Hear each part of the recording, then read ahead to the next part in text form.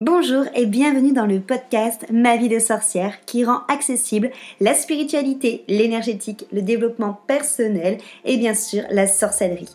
Je m'appelle Christelle Célis, sorcière multicasquette et je t'accompagne à la rencontre de tes émotions, de ton intériorité dans sa globalité, de ta psyché pour que tu puisses enfin être, te débarrasser de tes freins, de tes croyances, de tes blessures et les transmuter. Ma mission est que tu trouves l'union avec tous les parts de toi, l'unité et l'harmonie intérieure et également avec le monde extérieur. Je te partage des sujets autour de réflexions, de pratiques magiques et d'outils de sorcière. Seul ou accompagné, je mets un point d'honneur à te créer des épisodes complets, ludiques et accessibles pour que, ensemble, nous incarnions notre sorcière moderne, sauvage et sacrée. Si cet épisode peut résonner ou être utile à quelqu'un de ton entourage, tu peux le partager ou l'évaluer avec la note de ton choix. J'adore partager avec les sorcières qui écoutent le podcast, donc rejoins-moi sur Instagram ou sur mon site pour échanger ensemble. Et sans plus attendre, on passe à notre sujet magique du jour.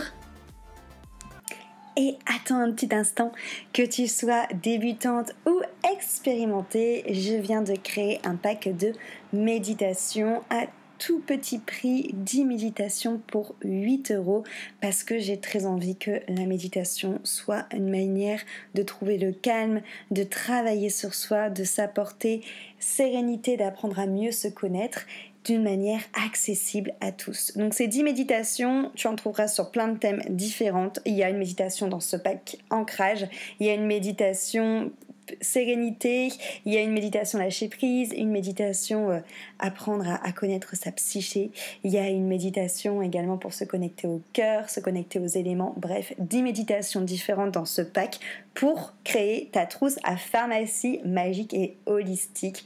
Voilà, simple d'utilisation tout simplement.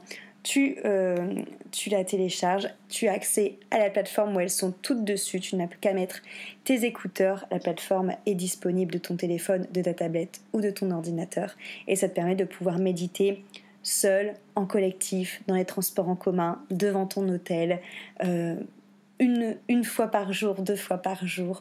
Peu importe, ça te permet de créer ta routine méditation, pourquoi pas de même reconnecter peut-être avec cette routine ou même de venir la rendre peut-être un petit peu plus régulière. Bonjour à tous, bienvenue dans mon podcast Ma vie de sorcière. Je suis Christelle et aujourd'hui je suis heureuse de t'accueillir autour de mon micro enchanté pour te parler de comment se protéger en cas de sort. Je mets des guillemets aujourd'hui pour te parler de ça parce que les sorts dont je vais te parler, ça va plus être comment se protéger lorsque il y a de la jalousie ou des mauvaises pensées qui te sont envoyées. Donc pas entre guillemets des sorts à proprement parler de quelqu'un qui fait en sorte de t'envoyer un sortilège, mais plus des sorts inconscients, ok, quand on nous envoie en effet des énergies dites négatives. Alors, déjà, là, dans ces types de sorts que là je vais parler, en effet, souvent c'est involontaire, c'est pas forcément des personnes qui ont envie de t'envoyer quelque chose ou qui souvent en ont même pas connaissance que ça fait ça, mais toujours est-il que lorsque tu as quelqu'un par exemple qui parle derrière ton dos, qui est jaloux, qui t'envoie tout simplement des mauvaises pensées ou des jugements, ça reste du coup des sortes d'énergie de sorts, c'est-à-dire que clairement c'est comme on t'envoie de la merde quoi, entre guillemets. Donc comment se protéger de ça? Alors moi j'ai plusieurs techniques. Déjà quand je sens en effet que il y a quelque chose qui vient m'atteindre, donc souvent c'est en effet au niveau de mon thymus que ça se met à battre assez fort, c'est un peu un déclencheur pour moi où je sens qu'il y a un truc qui vient à moi qui est pas forcément cool. Moi j'aime beaucoup travailler avec le sel, donc généralement ce que je fais à ce moment-là c'est que je viens mettre des petites coupelles de sel aux 4 coins de pièces ou aux 4 coins de ma maison du coup, et à chaque fois que je pose une coupelle de sel, j'imagine vraiment que ça crée comme un portail avec l'autre coupelle de sel qui est du coup à son opposé en diagonale, comme si que ça peut créer un portail énergétique du coup de protection et qui avait finalement une sorte de dôme énergétique qui se créait tout autour de la maison. Ça c'est la première chose que je fais. Ensuite, ce que j'aime bien faire, c'est venir moi, du coup, me buller ou buller la personne. Non, ça serait plus les animaux prennent souvent pour nous. En règle générale, tout simplement parce que c'est leur mission entre guillemets. Ils sont un peu dans cette notion de, en tout cas, moi je sais que c'est comme ça avec la mienne, mais cette notion de venir vraiment être là en protection. Donc voilà, buller. Du coup, c'est quand vous savez que vous êtes accompagné comme ça de gardiens, de vraiment les buller, de faire en sorte du coup de les protéger ou de me protéger moi, donc je viens aussi me buller. Donc le principe de la bulle, c'est de... Alors déjà, quand je prends ma douche, j'imagine que cette douche, elle vient me nettoyer des énergies qui ne m'appartiennent pas, de tout ce qui est burk, de tout ce qui est caca. Donc vraiment prendre le temps de renvoyer grâce à l'eau, de renvoyer tout ça du coup d'où ça vient et de transformer toutes ces énergies en amour du coup et en lumière. Donc c'est déjà voilà, je me sers de la douche moi pour vraiment visualiser un faisceau lumineux qui me nettoie et ensuite du coup je me bulle et pour la bulle tout simplement hein, je le fais moi au pendule. Donc je me dessine sur un papier et en bonhomme bâton, hein, je commence pas à faire les beaux-arts. Et du coup avec le pendule, je prends vraiment le temps de demander au pendule de me protéger, de me buller voilà, en englobant vraiment, vraiment toute ma personne et que tout ce qui n'est pas amour, du coup, soit rebondisse sur la bulle ou soit totalement désintégré ou reparte en terre ou renvoie. Je renvoie pas spécialement à l'envoyeur, mais en tout cas, je fais en sorte déjà moi que ça me touche pas. Donc ça, c'est la première chose. Ensuite, quand je sais qui c'est, qui peut avoir qui des pensées de jalousie ou des choses comme ça, je vais demander à visualiser tous les liens qui se sont créés entre moi et l'autre personne en question. Et je vais prendre le temps de venir couper en conscience tous les liens, donc toxiques, hein, pour qu'il n'y ait plus d'attache de mauvaises pensées, du moins qui m'atteignent. Et ensuite, je vais venir buller la personne pour que, pareil, tout ce qui n'est pas non, tout ce qui est non amour envers moi, finalement, rebondisse sur la bulle et lui soit renvoyé. Du coup. Donc ça, c'est quand je sais qui c'est. Après, moi, je sais qu'on peut utiliser les coquilles d'œufs. Moi, je ne les utilise pas personnellement, mais c'est quelque chose qu'on peut faire. C'est un super bon protection aussi. Encore une fois, c'est toujours pareil en magie. Prends ce qui te correspond toi, ce qui te correspond toi le plus.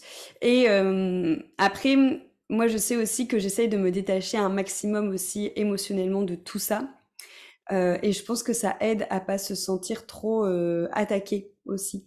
Euh, Dans le sens où, à partir du moment où tu vas avoir peur de te faire attaquer, ou à partir du moment où tu vas vraiment le prendre personnellement, où ça va vraiment te toucher émotionnellement, forcément ça veut dire qu'il y a une faille et que ces attaques peuvent plus facilement se s'ancrer à l'intérieur de toi et se pénétrer à l'intérieur de toi.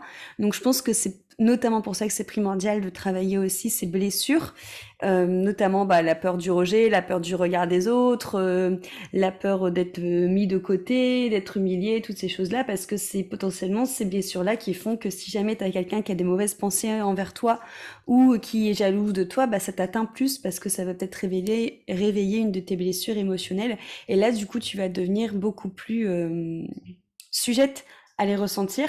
Donc, au-delà de faire tout ça, alors oui, hein, en fait, à mon sens, c'est bien, mais le plus important, c'est de travailler sur soi, c'est d'aller chercher pourquoi est-ce que finalement l'acte de la personne ou la blessure de la personne te touche autant. Pour éviter justement de plus être réceptif quelque part à ces énergies-là qui sont émises, tu vois. Si tu arrives à travailler sur ta peur du rejet et que du coup, quand quelqu'un parle mal sur toi, au final, ça te fait plus rien d'être rejeté par cette personne. Ça ne sera pas du coup des mauvaises énergies qui te seront envoyées vu que tu les réceptionneras plus.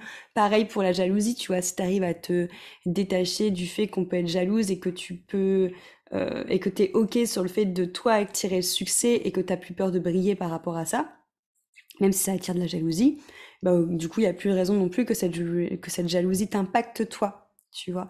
Donc moi, pour moi, à mon sens, la meilleure des protections, au-delà de tout ce que je viens de te dire, c'est de travailler sur toi pour faire en sorte que ces sorts, entre guillemets, ne t'impactent plus et n'aient plus d'emprise en fait énergétique sur toi. Après, dans Initiation, donc dans le coven de sorcières que j'ai créé, je donne aussi tout plein de formules plus pour protéger ton habitat et se protéger, là je dirais plus énergétiquement et notamment quand tu fais des soins ou quand tu fais des rituels ou quand tu fais ta pratique de magie, donc vraiment plus tout ce qui est protection, plus en termes de entité ou d'énergie plus basse, moins dense, qui pourrait s'infiltrer ou s'inviter à ton insu. Donc c'est encore autre chose, mais en tout cas dans l'initiation, voilà, tout ce qui va être protection, nettoyage et purification, dans le Coven on en parle, ça fait partie des premiers modules, parce que pour moi c'est important de savoir avoir un lieu propre, nettoyé et safe pour pouvoir ensuite pratiquer du coup tout simplement en sécurité et pas avoir entre guillemets une mauvaise surprise. Mais encore une fois, voilà, si je te parle en tout cas des sorts entre guillemets dits inconscients et humains, donc là je parle vraiment de personnes qui ont des pensées et qui savent même pas ce que ça crée dans l'énergétique et qui sont pas au courant, d'accord, on n'est pas sur quelque chose de volontaire, travailler sur les blessures et ensuite voilà faire tout ce qui est petites bulles de protection, couper les liens avec la personne, mettre du sel. Tu peux aussi tout simplement demander, bon là c'est plus quand tu ressens une énergie qui ne t'appartient pas, de demander à ce que tout ce qui ne t'appartienne pas revienne en terre ou soit renvoyé, transmuté en amour à son propriétaire. Voilà, toutes ces choses-là, ça peut suffire.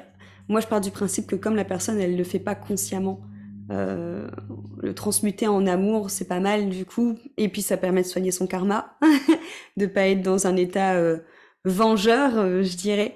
Mais voilà ce que je peux te proposer en tout cas, enfin ce que je peux te conseiller en termes de protection, encore une fois, pour ce qui va être des pensées de jalousie et des pensées un petit peu moins cool qu'on peut parfois avoir sur toi. Et pour plus encore de protection et de contenu, je t'invite vraiment à nous rejoindre dans le Coven Initiation. Du coup, donc là, on a réouvert les portes. Je sais pas quand sera la prochaine rentrée, mais si tu es intéressé, envoie-moi un petit message sur Instagram ou par mail. Le Coven Initiation, c'est vraiment dans le but de te faire prendre confiance en toi pour ta pratique et envers tes intuitions et tes ressentis. Donc, on vient vraiment développer tes intuitions. Tout est clair, clairvoyance, clairaudience, clair ressenti, clair savoir. Le but c'est vraiment que tu arrives en fait à créer ta propre magie qui te ressemble. Donc mon but n'est pas du tout de te faire entrer dans un carcan. Mon but est vraiment de te parler de tous les outils possibles et imaginables qui existent, de tous les courants possibles et imaginables qui existent, afin que tu trouves ton courant de magie, ton outil de magie qui te correspond et que tu prennes assez confiance en toi pour ne plus avoir peur de mal faire, pour ne plus avoir besoin de validation et pour que tu puisses créer toi-même ta propre magie. Donc au-delà de tout ce qui est historique, courant et tous les outils qu'on voit ensemble, on voit aussi tout ce qui est énergétique, les chakras, on voit comment tu peux créer des rituels suivant l'astro, la lunaison, suivant les planètes, suivant tes ancêtres, suivant la Terre. Enfin voilà, c'est très très complet comme cursus, il dure plus de 6 mois.